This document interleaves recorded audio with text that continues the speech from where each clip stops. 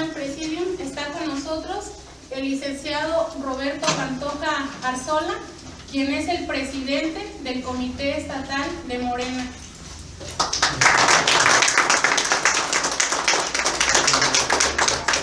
El compañero doctor José Carlos Avilés Becerril, quien es el conferencista.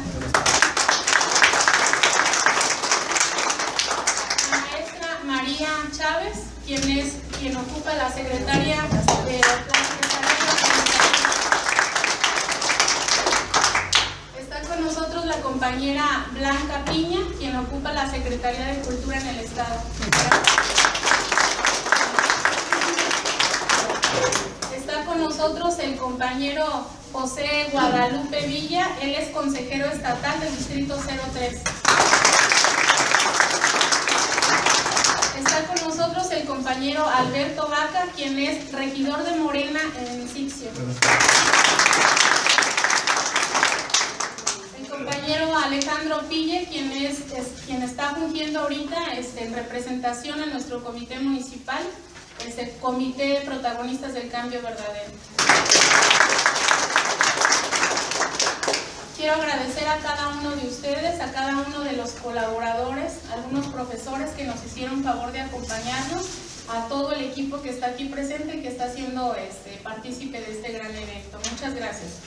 Mis compañeros y compañeras, muy buenas tardes. Quiero dar la bienvenida al compañero doctor José Carlos Avilés Becerril y a todos ustedes. Les agradezco enormemente su presencia, ya que la Secretaría de Educación, Capacitación y Formación Política del Comité Ejecutivo Estatal de Morena da inicio aquí en Charo una serie de conferencias que estará sustentadas con personalidades con denotada valía en política, en historia, en derecho, administración pública, etc. Lo iniciamos aquí en homenaje a los inmortales Hidalgo y Morelos, porque en Charo se pusieron de acuerdo en la estrategia que había de seguir para organizar el ejército que culminó con la independencia en México. Necesitamos abrevar del conocimiento de los que nos impartirán los maestros a través de esta secretaría en todos los municipios de Michoacán. De esta forma, estamos secundando el trabajo político que viene realizando por todo el país nuestro dirigente, el licenciado Andrés Manuel López Obrador. Confío en que tendremos éxito si continuamos a cabo el plan de trabajo que nos hemos trazado. Le voy a pedir al maestro que demos comienzo con su conferencia.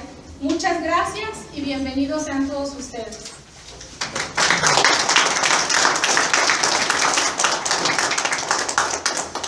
Y buenas tardes, compañeros, a todos las personas presentes, los ciudadanos de Charo, los militantes de Morena, los que no lo sean, que también son invitados. También es importante que escuchen esta participación. Agradezco sobremanera la presencia de Roberto Pantoja, nuestro gran amigo Arzola, que es el líder estatal, y con su presencia le da mayor ímpetu, brillo al inicio de esta serie de conferencias que ha preparado nuestra compañera Carmen Pille Calderón, que es la secretaria de Educación y Formación Política. Y nosotros, por invitación del maestro Guillermo Rivas aquí presente, atendemos la invitación porque somos de Morena y estamos para servir y estamos para eso. A donde nos inviten, ahí iremos.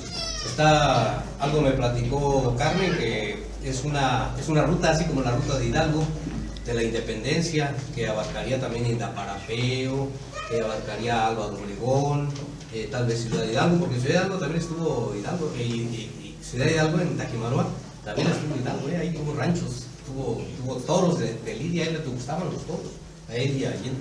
Bueno, pero todo eso lo vamos a ver aquí.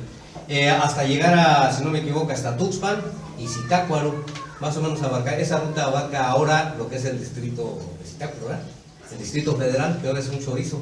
Antes abarcaba todo el oriente de Michoacán, ahora ya es diferente. Bueno, a nuestra compañera secretaria de organización, a la maestra Blanquita, pues estamos en familia, no hace falta a veces ni siquiera mucha presentación, mejor entrar en el cuerpo de la exposición, y también sería muy conveniente que después hubiese un espacio para preguntas y respuestas. Y con todo gusto lo haremos, lo que esté a nuestro alcance.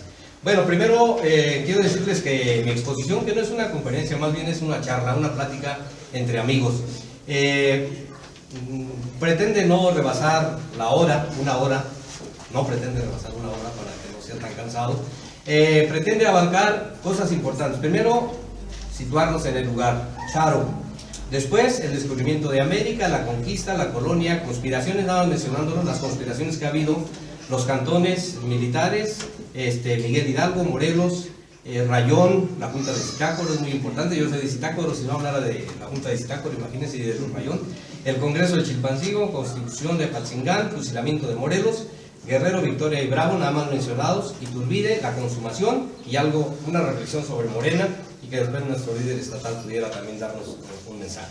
Bien, entonces, si me permiten, voy a iniciar muy rápidamente con algo de Charo, pero así muy brevemente, porque ustedes saben más que nosotros de Charo, no podemos venirles a enseñar. Bueno, aquí viene toda la altura. Curiosamente, la altura es igual a la de Zitácuaro, 1950 metros sobre el nivel del mar, y otras cosas así que encontré muy importantes. Lo que es las personas económicamente activas, hay más mujeres que hombres, como en todo el país. Y rápidamente entraría uno bien a los antecedentes históricos, pero nada más mencionados, no como exposición, porque sería muy amplio, y no se trata de cansarnos. Más bien pretende ser una charla amena. Bien, el término Charo, el lugar de Charo, se ha estudiado mucho, incluso don Diego Basalenque, esta es su foto, don Diego Basalenque estudió que este asentamiento no era propiamente de Tarascos, no era de Tarascos, aunque era geográficamente pertenecía a los tarascos, a los purépechas, pero este asentamiento más bien se les dio a otra cultura que hablaban diferente, que venían de Toluca, que eran los matlatzincas. Bueno, fue fundado en el siglo XV por indígenas matlatzingas o matlatzincas. ¿De dónde venían los matlatzincas? ¿Qué quiere decir matlatzinca? Matlatzinca quiere decir el que hace las redes, y los matlatzincas le hacían las redes para que pescaran en sus lagos, en el de Texcoco, en el de Chapultepec. Los aztecas eran sus amigos, pero después los purépechas vieron que le estaban penetrando a su territorio. Los de acá de Jalisco con J era otra cultura, los jaliscas, o jaliscos con X, jaliscas, y entonces pidieron apoyo a los de Toluca, que eran los matlatzincas, para detener un poquito a la incursión de los tecos. Se les llamaba tecos, eran de acá, por eso todavía el equipo tecos y todo eso es tradicional. De allá venían los jaliscas y querían invadir los tarascos. Nunca pudieron entrarle a los tarascos, ni los jaliscas o tecos, ni los colimans, ni siquiera los aztecas. Los aztecas jamás pudieron penetrar. A lo más que penetraron fue a Taximaloyan o Tajimaroa, hoy Ciudad Hidalgo, hasta ahí, y de ahí era la línea, de ahí para atrás. Más bien a veces los tarascos pasaban de aquel lado. Por ejemplo, el término avándaro es término purépecha, es decir, que los tarascos llegaron hasta aquel lado, hasta Avándaro. Bueno, Matlatl quiere decir red. Bien, entonces acudieron al llamado de los tarascos, sus aliados, los de Toluca, los matlatzincas, y entonces ya se instalaron aquí. Le dijeron, bueno, pues sí, te acompañamos, y los vieron que eran muy buenos para pelear, incluso ganaban batallas. A veces era cuerpo a cuerpo, jefe contra jefe, y el que ganaba ese ganaba la batalla. Bueno, entonces eran tan buenos para pelear que les dije, ellos pidieron un asentamiento donde establecerse, y precisamente solicitaron desde Tiripetío, Undameo y hasta esta zona, que era la parte de en medio de los tarascos, porque los tarascos llegaban hasta allá, hasta Zitácuaro. Todos los tarascos abarcaba la línea de frontera con los aztecas, era Acámbaro, el lugar de Magueyes, Acámbaro, Ciudad Hidalgo, Tajimaroa, Tuxpan, que Tuxpan no es propiamente lugar náhuatl, porque también hay otros Tuxpan, hay Tuxpan Veracruz y hay un Tuxpan acá cerca de Jalisco. No, ese es Tuxpan. Bueno, por estar en medio precisamente del reino de los tarascos, les llamaron los pirindas, y ellos tenían un lenguaje muy especial. A eso llegó don Diego Basalenque, a estudiarlos. Él fue el primero que hizo el diccionario y el estudio de los pirindas. pero son descendientes de los Matlatzincas que venían de Toluca. Después los aztecas, los reyes aztecas, los invadieron, porque cuando iba a entrar un rey azteca, tenían que llevarse prisioneros para sacrificarlos, eran miles. A veces le declaraban la guerra a algún pueblo, a los tlaxcaltecas, a los que fueran, e iban, peleaban, agarraban prisioneros y los llevaban al templo mayor y los sacrificaban, les sacaban el corazón y se lo dedicaban, el corazón todavía sangrando, a una figura que tenían de Huitzilopochtli, que era el dios de la guerra, para tenerlo contento. Bueno, entonces después uno de los reyes aztecas quiso invadir a los tarascos, y ya los tarascos ya tenían a sus aliados los Matlatzincas en esta región, desde aquí, todo esto, Pirindas, toda esta zona. Y vino a Sayacat porque iba a entrar como rey, y ellos tenían que declarar, cuando entraban como reyes, o sea, cuando ascendían al trono, tenían que sacrificar miles de personas para su dios Huitzilopochtli. Y no tenían. Entonces, cuando no había guerra, incluso se inventaban de a mentiritas. De a mentiritas le decían, te voy a declarar la guerra, prepárate porque voy a ir necesito prisioneros. Esas se llamaban las guerras flóridas. Y ya venían, de a mentiritas peleaban y se llevaban cautivos y los sacrificaban. El sacrificado no sufría, al contrario, era un honor para él morir, porque además su carne era sacra, era santificada, como ahora la hostia es el cuerpo de Cristo. También ellos comían cuerpo del sacrificado y era santo, se puede decir. Bien, entonces todo eso era los pirindas. Ahora el término charo es una derivación de characu. Characu, que quiere decir Dios niño, Dios pequeño. Hay dos versiones, la de Diego Basalén, que dice que había un dios en Tzintzuntzan que se llamaba Characu, el dios niño, que era Tariacuri. Y entonces por eso le pusieron, en honor a él, le pusieron aquí Characu. Pero más bien no era un dios que se llamara así, sino que era un niño que traían en brazos. De ahí deriva el término incluso chamaco. El término chamaco es originario de chavo. Chamaco, todavía se les llama a las personas, este chamaco, es el chamaco que todavía, eso significa characu, llamado charo. Bien, el idioma purépecha se llama characu, que viene de Tariacuri precisamente. Bien, vamos a ir rapidísimo. Bueno, aquí charo, una vez que ya se instalaron los conquistadores, rápidamente les daré un bosquejo, cómo nos conquistaron. Bueno, Cristóbal Colón convenció a la reina Isabel y al rey Fernando de Aragón, Isabel de Castilla y Fernando de Aragón, para que le financiaran un viaje, pero Cristóbal Colón no pretendía encontrar América porque ni la conocían. Nosotros no éramos ni hijos de Dios, no nos conocían, no éramos hijos de Dios, no éramos ni de las razas de Israel ni nada, nosotros no. Es más, todavía por casi terminando 1600, todavía se analizaba en las leyes de Indias allá en España si los mexicanos teníamos alma. Todavía, hasta después, por decreto ya nos dieron alma a nosotros. Pero nosotros no, realmente no, éramos como animales para ellos. Bueno, entonces Cristóbal Colón, él no pensaba descubrir América, ni mucho menos. Él lo que pretendía era darle la vuelta, porque no los dejaban pasar los portugueses que ya costeaban toda África, para llegar a las Indias, ir por las especies, por lo que se hacía en China, la porcelana y todo aquello. Entonces, Colón pretendió que le iba a dar la vuelta sin molestar a ellos, sin pagarles nada, y entonces llegaban a las Indias. Nada más iban a topar con dos islas, que es Catay y Zipango, que era Cuba y Japón, nada más. Y ya iban a encontrar de nuevo al continente. Y qué casualidad que se encuentra un enorme continente, ¿verdad? Sin querer. Bueno, a él le pasó lo que a Pepito no registró, que era un continente. Ni siquiera supo que era un continente, pensó que era una isla, porque él nada más llegó a Cuba, Jamaica, Santo Domingo, Haití, todo eso. Y lo más que llegó a tocar fue Venezuela. Venezuela del continente americano, y pensó también que era una isla. Entonces Venezuela dijo que había calles así como ríos, como en Venecia. Dice, esto para describir Venecia, pues le pondremos Venezuela, como Chico Chicuelo, y por eso se llama Venezuela. Pero él no sabía que había descubierto y le decía que como Pepito, porque los cuentos de Pepito y el personaje de Pepito, si yo les pregunto, ¿todos los conocen? conocen a Pepito y saben qué tipo de cuentos de Pepito, ¿verdad? Pero nadie jamás había registrado a Pepito ni los cuentos. Entonces llegó un norteamericano aquí, se metió a las cantinas, oigan, qué buenos chistes, oiga, ¿y quién es el dueño de Pepito? ¿Quién lo creó? No, pues aquí somos muy mexicanos, es de todos los mexicanos, pero no es de nadie. Ah, bueno. Y se fue y lo registró, y ahora Pepito es de él, y todos los que escriban algo de Pepito tienen que pagar, como la Virgen de Guadalupe. La Virgen de Guadalupe ya la vendieron, la imagen y todo eso, por eso ya la registraron los norteamericanos, por eso ahora ven hasta caricaturas de la Virgen de Guadalupe. Por una gran cantidad la vendieron los de la Basílica. Ya está vendida la imagen.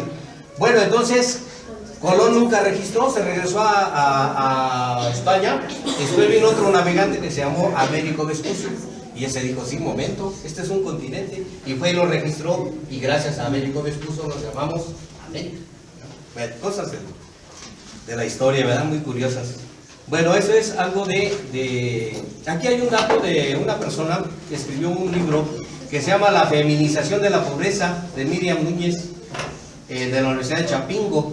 Ella vino aquí, hizo unos estudios para analizar lo del maíz y lo de las tortilleras, por eso tengo una imagen de las tortilleras, cómo las mujeres soportaban la economía en Charo debido a la hechura de tortillas.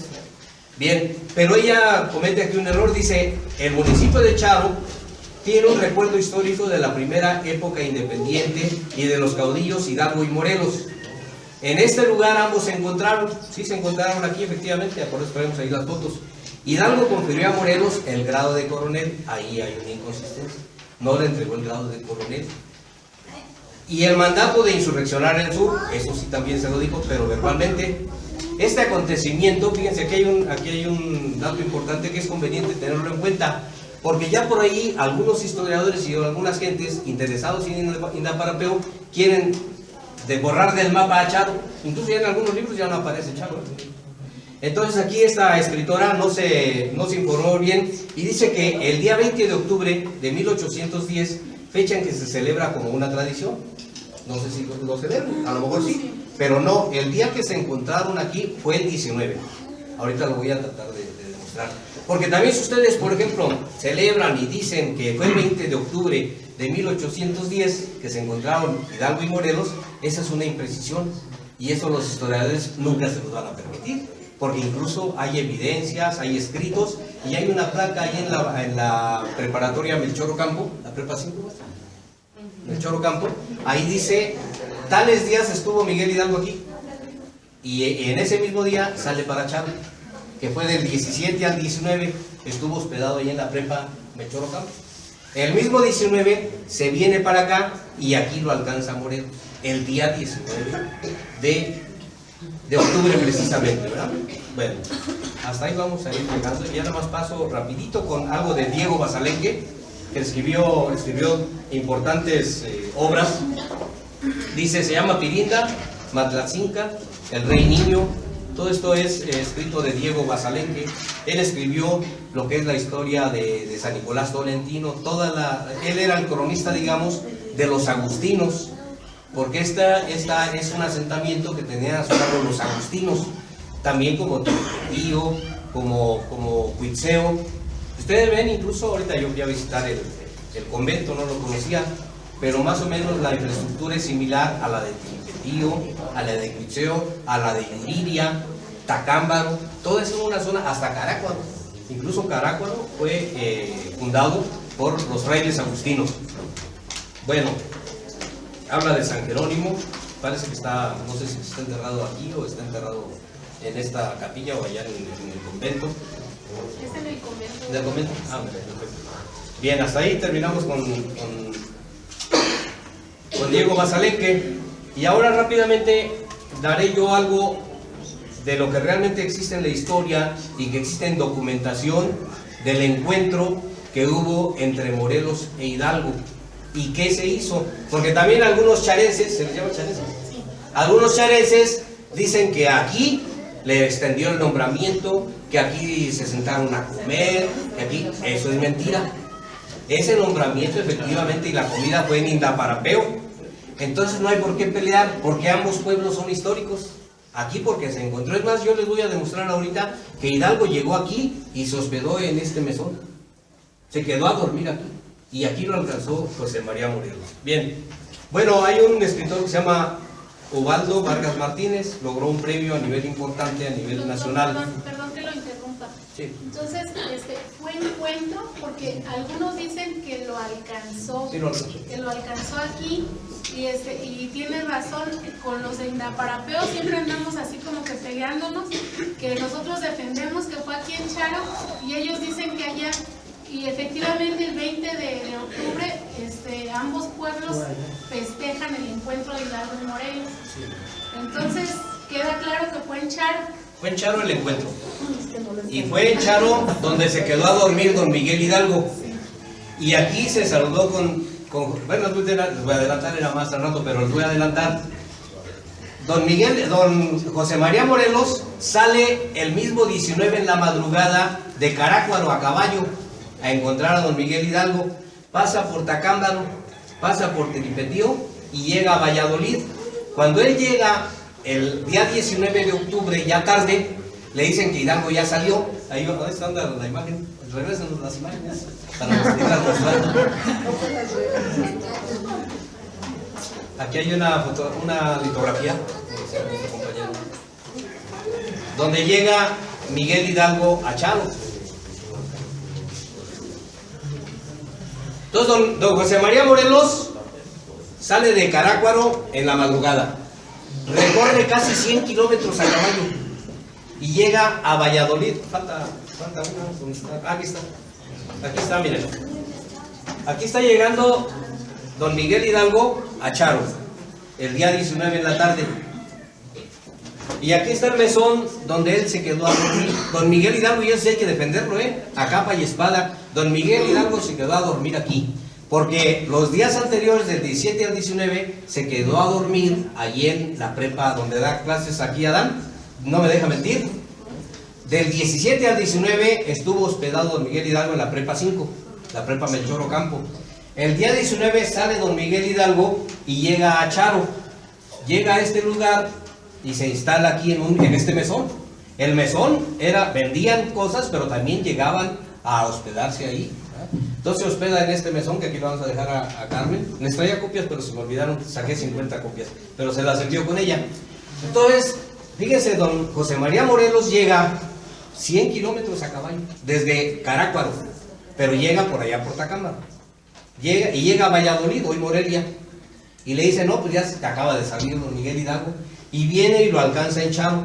Efectivamente, el mismo 19, Morelos venía exhausto, venía cansado, pero tenía que alcanzar a su maestro. A su maestro ideólogo, porque don Miguel Hidalgo no fue maestro de José María Morelos en San Nicolás de Hidalgo, es otra mentira también. Cuando José María Morelos se inscribió a los 25 años, don Miguel Hidalgo iba saliendo expulsado casi al curato de Colima. Entonces no le dio clases, es mentir eso. Al que sí le dio clases fue a don Ignacio López Rayón, o Ignacio Rayón. Pero lo conocía desde antes. Incluso hay una carta muy clarita donde le dice que ya va a empezar el movimiento el 4 de octubre de 1810, y le dice que el gran jubileo va a iniciar el día 29 de octubre. Estaba programada la independencia el día 29, pero los descubren, ¿ya? Allá a Miguel Domínguez, el esposo de la corregidora, a Allende ya lo van a apresar y le corren, se van a Dolores, ¿no? Y estalla la independencia, el grito. Es mentira que el grito haya sido al 15 de septiembre, eso es una total mentira. El 15 de septiembre no hubo ningún grito. Y les voy a decir qué estaba haciendo don Miguel Hidalgo a las 11 de la noche que damos el grito nosotros. No estaba haciendo cosas feas. No. Don Miguel Hidalgo estaba en una casa de unos españoles jugando baraja con unas damas, ¿no? Y estaba tomándose un vinito a las 11 de la noche. Cuando él regresa casi cerca de las 2 de la mañana, regresa a su casa Curato, en Dolores, y entonces llega el enviado de doña Josefa Ortiz de Domínguez y Aldama a avisarles que los van a prender. Entonces, amaneciendo el 16 de septiembre, se da el grito de Dolores, el 16 de septiembre. Incluso nosotros somos muy ingratos hasta con Morelos, porque los sentimientos de la nación, creo que el 23, el último, dice que honremos el día que se dio el grito, de que inició la independencia, el día 16 de septiembre. Pero el necio de don Porfirio Díaz cumplía años el 15 de septiembre, y a huevo tenía que ser la fiesta para que emborracharse y todo aquello, ¿verdad? Y así quedó establecido. Pero hay otra fecha que tal vez por eso la celebren. Ahorita les voy a decir cuál fue cuando hablemos de las conspiraciones. Bueno, efectivamente llega, dice, les voy a leer unas citas. Había pues que apresurar el paso. Morelos calculó bien y en una jornada agotadora, con la ayuda de buenos jinetes y amigos y con el perfecto conocimiento que tenía del terreno, recorrió alrededor de 100 kilómetros, pasó por Tacámbaro y alcanzó al cura Hidalgo en el pequeño pueblo de Charo. Aquí hubo el encuentro, efectivamente, pero se saludaron y aquí hubo reunión. Le dijo, ¿sabes qué? Acompáñame mañana muy temprano, vamos a ir avanzando porque vamos para México, te espero. Morelos se regresa a Valladolid porque Morelos ya tenía una casa, la casa de Morelos, no la casa natal, la que está una cuadra abajo. Esa es mentira que la mamá iba lavando, los guías de turista, aquí la mamá de Morelos, no es cierto eso. Morelos compró esa casa en 1801, compró esa casa, la mamá ya había muerto en Pátzcuaro. Entonces, hay muchas cosas que son realmente mentiras, ¿no? Entonces, en el pequeño pueblo de Charo, ya bien entrada la noche, solicitó hablar con él. Aquí está otra foto, aquí está. Solicitó hablar con él, ya está instalado en el mesón, don Miguel Hidalgo. Y ante el natural cansancio de ambos, don Miguel Hidalgo le pidió aplazar la entrevista para el siguiente día. ¿Qué día? El 20, pero ya va a ser en Indaparapeo. El día 20 se inició nuevamente la marcha, acompañando a los soldados de Hidalgo. Llegan a Indaparapeo, después de haber comido juntos en compañía de Allende y del doctor Castañeda. Habría que ver quién es ese señor Castañeda. ¿Por qué lo menciona aquí? ¿Ah? Es Sotero Castañeda. Ahorita les voy a decir quién era. Bien, entonces ahí ya comen, ahora sí comen en Indaparapeo a mediodía. Y una vez que terminan de comer, don Miguel Hidalgo invita a Morelos a separarse un poquito. Ahí estaba Allende, estaba Sotero Castañeda y otros caudillos, y se separa y le dice Morelos que él quisiera ser capellán del ejército. Bueno, nosotros leemos los libros y decimos, bueno, ¿qué es eso de capellán?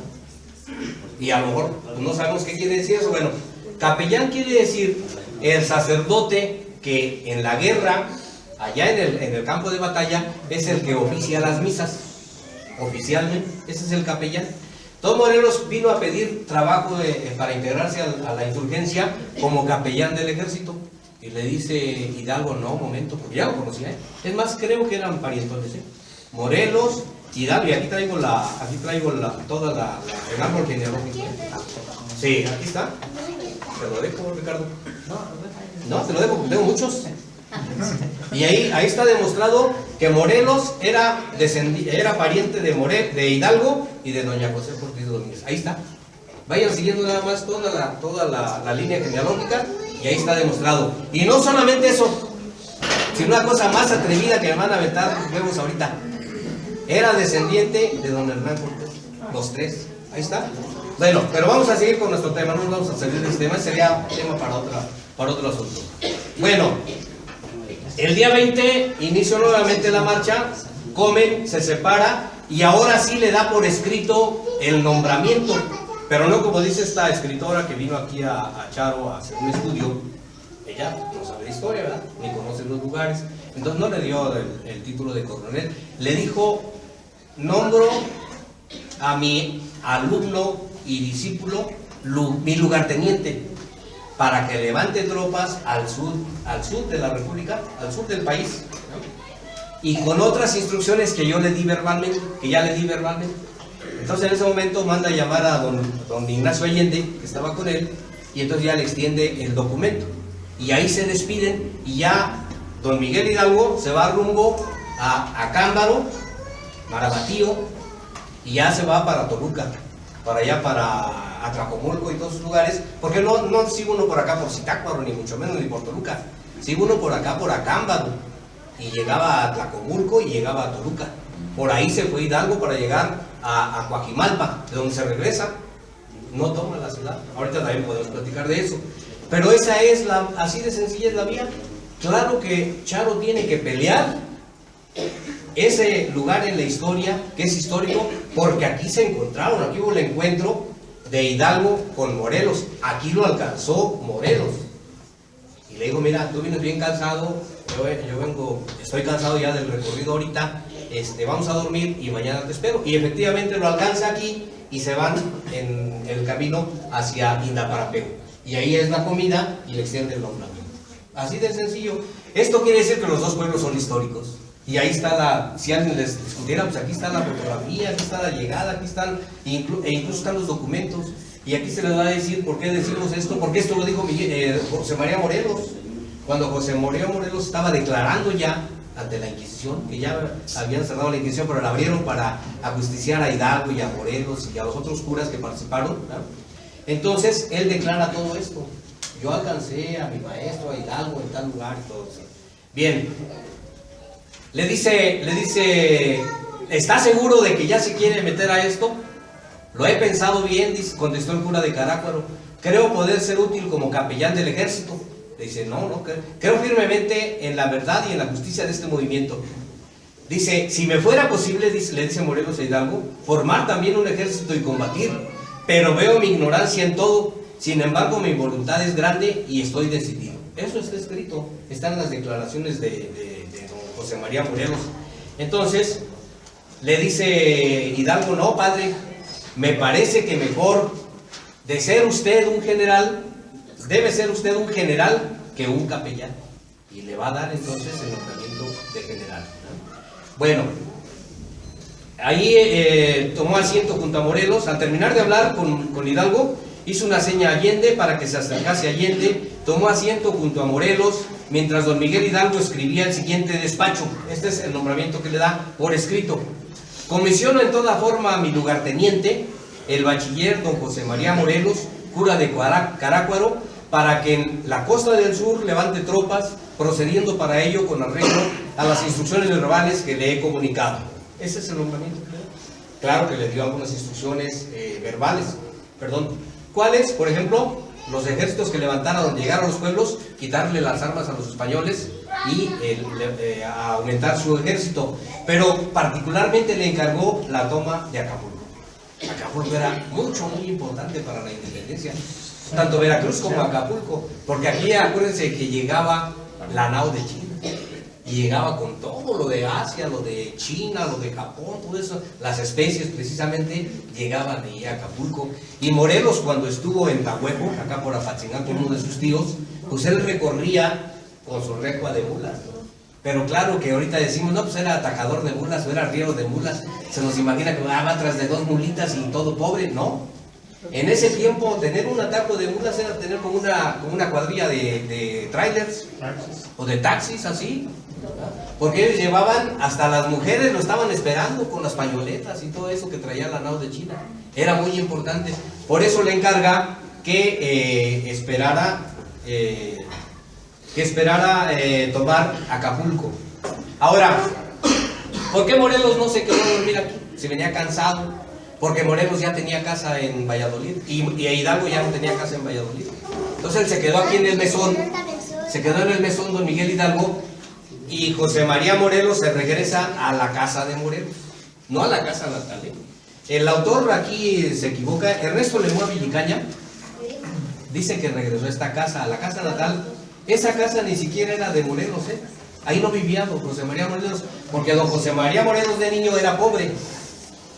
Su mamá no era rica, no tenían esta casa tan céntrica a un lado de los agustinos, de ninguna manera. Ellos vivían un poquito más abajo, por el Templo del Prendimiento, casi llegando rumbo al río que ahora es la Avenida Solidaridad.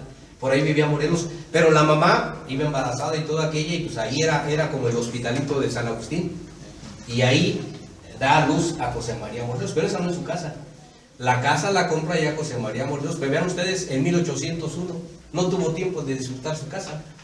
Él echó el segundo piso, la que está a un lado del Colegio Nobel, ¿sí se acuerdan?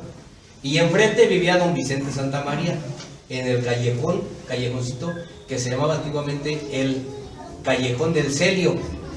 Yo digo que más bien era del Cerio, nada más que Cerio viene de cera, de las velas esas de cera, el Callejón del Cerio. y luego ya le cambiaron a Celio. Ahí enfrente de la casa de Morelos vivía don Vicente Santa María, del que ahorita vamos a hablar rápidamente. Bueno, hasta ahí dejo lo de Charo. Es muy importante definitivamente que ustedes peleen esa fecha porque es de ustedes. Aquí, repito, Carmen, repito para que no quede duda, y lo podemos documentar como quieran, Morelos viene desde Carácuaro, pasa por Tacámbaro, llega a Valladolid. Le dicen que Hidalgo ya arrancó, porque Hidalgo se tenía que ir moviendo, Ya venía Calleja, de acá de San Luis Potosí, con un gran ejército a atacarnos, Ya de hecho les había ganado allá en Aculco, les había destrozado a los insurgentes cuando regresaban, ¿no? Ahorita iban apenas de ida, pero ya después regresan derrotados por Calleja. Entonces no se podían quedar mucho tiempo en un lugar, tenían que andar itinerantes de antemano. Bueno, entonces don José María Morelos se regresa a dormir a su casa que tenía en Valladolid, y muy temprano se viene a acompañar a Hidalgo y lo acompaña en caravana a Indaparapeo. Ahí comen y le dan nombramiento. Y entonces sí, ya don José María Morelos regresa, se duerme en su casa otra vez el día 20 y al día 21 se presenta en la catedral, ¿verdad?, a pedir ya un permiso, porque va a dejar el curato de Carácuaro. El otro pleito que es infructuoso es el de Carácuaro y Locupétaro. Tampoco hay ningún problema porque el curato y el pueblo grande es Carácuaro. Y Locupétaro era más chiquito, pero también pertenecían, y para pasar hacia abajo, hacia Huetamo, tenían que pasar de Carácuaro a Huetamo. Y además, Morelos tenía algunos intereses importantes ahí, ¿no? Tenía a su mujer, tenía a doña Brígida Almonte, que era mamá de sus dos hijos, de Juan de Concepción Almonte y otro, y una niña tuvo también. Bueno, entonces salió de Carácuaro, de su curato de Carácuaro, preparó todo y llega a Locupétaro. En Locupétaro prepara a unos lanceros y sale con 16 personas. Aquí están los nombres incluso de los héroes de Locupétaro, que poco se conocen. No creo necesario. Félix Hernández, secretario, Lucio Velázquez, no tiene caso extenderse, ¿no? Bueno, eso ya queda aclarado. Ya no voy a extenderme al descubrimiento, a la conquista. En la conquista, Charo pasa a ser propiedad de don Hernán Cortés. Cuando se dan las mercedes y las encomiendas, le dan muchísimos lugares a Hernán Cortés y le dan con toda su gente. Toda la gente pasa a ser prácticamente empleado de Hernán Cortés. Tanto Tajimaroa, Ciudad Hidalgo, como Tzintzuntzan y como Charo pasan a ser propiedad de don Hernán Cortés. Siervos, toda la gente, con toda la gente. O sea, el lugar, la villa de, fíjense, Charo en ese tiempo ya era villa. Tan importante era por el encuentro que ya era villa. Nada más pregunten cuándo se hizo villa Ciudad Hidalgo.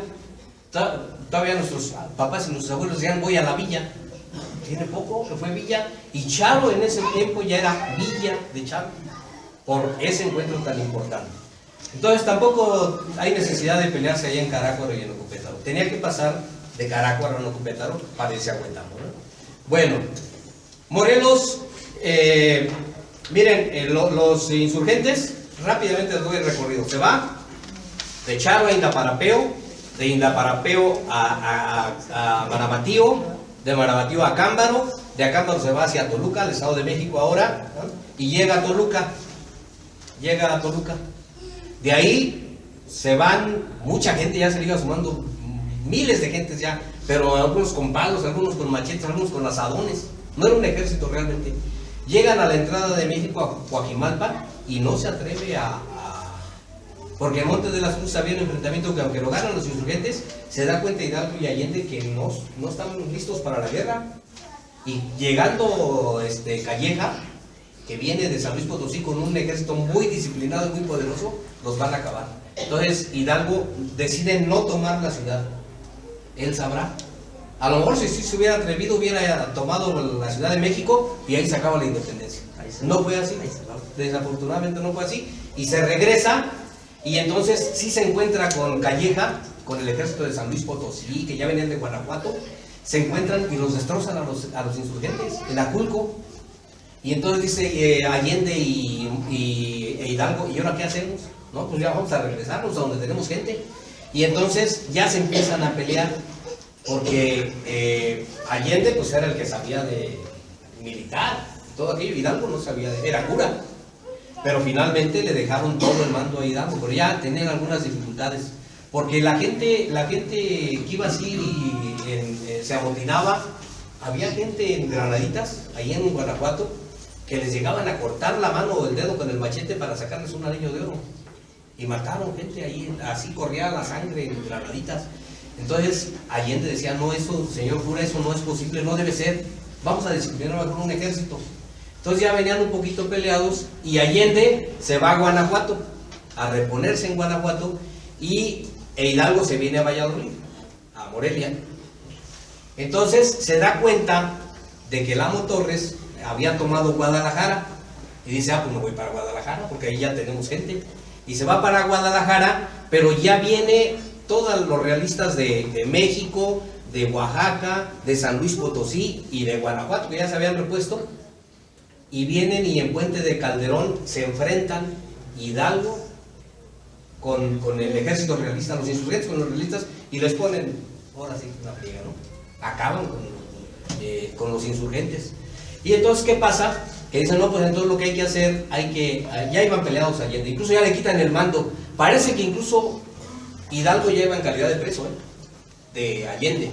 Y ya el mando pasa a Ignacio Allende, que fue realmente el alma de la insurgencia.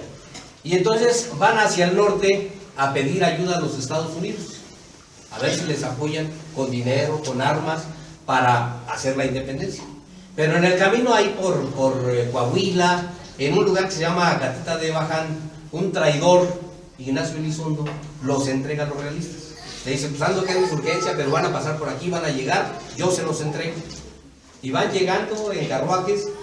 Hidalgo iba con una de sus hijas muy bonita, de ojos azules, una hija muy bonita de Hidalgo. Incluso alguna gente decía que si era el rey Fernando VII, era muy bonita. Y entonces ahí llega Hidalgo, lo apresan. Hidalgo fue el último, pero llegan todos, a Basolo, Jiménez, Allende, llegan y los apresan a todos. Aldama, Juan Aldama. Iba un hijo de Allende, de Ignacio Allende, y él se defiende, saca la pistola y tira un balazo. Y ahí matan a un hijo de Allende. Se llamaba Indalecio. Por eso también ese pleito que traen con Madero, si era Francisco y Madero o Francisco Indalecio, es lo mismo. Ignacio Indalecio es lo mismo, pero en otro idioma. Entonces el hijo de Ignacio Allende ahí cae muerto. Apresan a Allende, Aldama, Basolo, a todos. Pero antes de irse hacia allá desde Zacatecas y entrando a Coahuila, dicen, ¿y ahora quién dejamos encargado de...? Nadie quería. ¿A Basolo tú? Ah, ¿yo por qué? No, yo voy con ustedes. A ver, Aldama, tú, de jefe. No, yo no. El único que aceptó fue don Ignacio López Rayón. Ignacio Rayón. Era licenciado. Ignacio Rayón. Yo demuestro también en uno de mis escritos que no es Ignacio López Rayón, que nada más es Ignacio Rayón. Pero bueno, ya se le conoce como Ignacio, porque hay muchos errores en la historia. Incluso, por ejemplo, Francisco Javier Mina es mentira. Ese es un tío de él. Es Javier con X, Javier Mina. El Francisco Javier Mina era un tío, esposo y Mina, que era el único general, porque Mina no era general cuando llegó aquí. Bueno, entonces, vean ustedes, ya llegan derrotados totalmente y los apresan ahí, los fusilan, ya saben, a unos en un lugar, a Hidalgo se lo llevan a Chihuahua, lo fusilan también, les cortan las cabezas a los 4 y traen las cabezas a la Alhóndiga de Granaditas como escarmiento, les hacen unas jaulas de hierro y ahí ponen la cabeza de cada uno en cada una de las 4 esquinas de la Alhóndiga de Granaditas, ¿verdad? Fíjense a quién, a Hidalgo, a Allende, a Aldama y a Jiménez. A Basolo no. ¿Por qué sería? Sí, a Basolo fue de los principales, Jiménez no tanto, y no obstante a Jiménez le cortan la cabeza y se la traen acá. Bueno, a Basolo Mariana Basolo tenía una mujer muy hermosa, se llamaba Manuela Taboada. Esa mujer era muy rica, a Basolo era muy rico, pero juntaron las fortunas doña Manuela Taboada, y doña Manuela Taboada fue a hablar con el rey y tenía algunas influencias y le salvan la vida a Basolo. A Basolo nada más lo tienen preso en San Juan de Ulúa y lo envían a las prisiones de Ceuta, allá en España, en el piquito que está junto con Marruecos. ¿Cómo se llama? Donde fueron las construcciones de Cádiz, en Cádiz. En Cádiz ahí mandan a Abasolo. Bueno, la mujer tan bella, doña Manuela Taboada, lo quería tanto a Abasolo que se va a vivir con él a la prisión. Y no se viene a México hasta que muere Abasolo. Y así pues, salva la vida de alguna manera de ser fusilado a Abasolo y muere allá en la prisión, ¿verdad? Abasolo. Entonces, el que se quedó como jefe supremo del ejército, que lo que quedaba del ejército, fue Ignacio Rayón. Ignacio López Rayón, o Ignacio Rayón, como quieran ustedes llamarle, él nació en Tlalpujahua, estudió en México, abogado. Tenía varios hermanos, los que ya mencionamos aquí en las mentritas en la historia. Don Ramón Rayón, don Resco Rayón, don José María Rayón y don Rafael Rayón. Todos entraron a la independencia, a la guerra, todos. Al grado de que formaron una fortaleza ahí de Jungapeo para abajo, quien conoce ahí Púcuaro, y está el fuerte de Cóporo. Era inexpugnable, no podían llegar con sus insurgentes. Incluso ahí dicen que Iturbide nunca perdió, ahí perdió Iturbide. Lo persiguieron los insurgentes, con Ramón Rayón. Bueno, entonces Ignacio Rayón también recibe algunas instrucciones de Morelos, de Hidalgo, perdón, porque Ignacio López Rayón pasa a ser el secretario particular, digamos, de Estado de Hidalgo, y le heredan el movimiento independentista a Rayón. Rayón, fíjense lo que hace, viene desde Acatita de Bacán, luego pasa a Zacatecas, y luego desde Zacatecas se viene todo un trayecto entre Peligros, con lo que queda de la insurgencia, hasta La Piedad. Y de La Piedad llega hasta Zitácuaro, porque también, así como Hidalgo, tenían tomado Guadalajara, también con Rayón, uno de sus primos, dicen que era su primo, don Benedicto López Tejeda, que está su monumento ahí a la entrada de Tuxpan, pero nació en Patámbaro. Entonces, tenía en su poder don Benedicto López Zitácuaro, y él tenía que instalar, como se lo encargó a Morelos y a Rayón, don Miguel Hidalgo les encargó que formaran una junta suprema, y Rayón llega a Zitácuaro, se instala en Zitácuaro y forma la Suprema Junta Nacional Americana, llamada Junta de Zitácuaro. Ahí están los monumentos, hay escritos y todo aquello. Él queda como jefe de ese Supremo, es el primer gobierno, cuando vemos el primer ensayo de gobierno de la nación independiente, ¿no? Quedan como vocales José María Liceaga, que era un subalterno de Rayón. Queda un cura de Tuzantla, Sixto Verduzco. Lo curioso es con B grande y con S. Debería ser en el sentido de Sixto con V y con Z, ¿verdad? Porque de negro Negruzco, de pardo Parduzco y de verde Verduzco, pero no, su firma es Verduzco con B grande. Está equivocado ahí en el Congreso. También Ignacio Rayón está equivocado. Pero bueno, la historia ya es difícil que se cambie, decían por ahí, ¿verdad? Algunas cosas las hemos podido cambiar, pero algunas otras cosas ya no se pueden. Bueno, entonces se instala la Suprema Junta Nacional Americana, pero ya Morelos estaba logrando mucho prestigio en el sur. Ya había tomado Acapulco, El Veladero, Huichapan, hasta Oaxaca, una ciudad tan importante como Oaxaca, imagínense. Y ya andaba para Tehuacán, Puebla, y todos esos lugares ya era casi dueño don José María Morelos. ¿Pero por qué? Fíjense nada más qué virtud tuvo don José María. Era muy sencillo, muy humilde y muy visionario. Pero se le sumaron gentes como los Galeana, todos los hermanos Galeana, entre ellos Hermenegildo Galeana, el Tata Gildo, los Bravo, 3 hermanos y un hijo.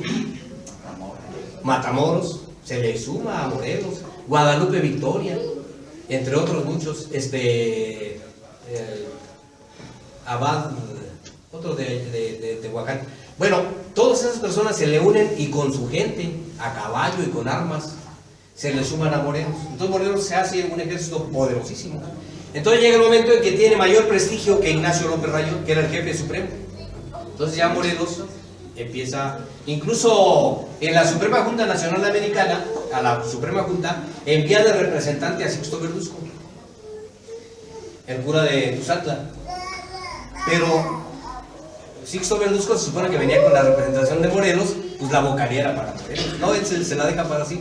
Y Rayón le dice, no hay problema, pues también para Morelos le guardamos una vocalía.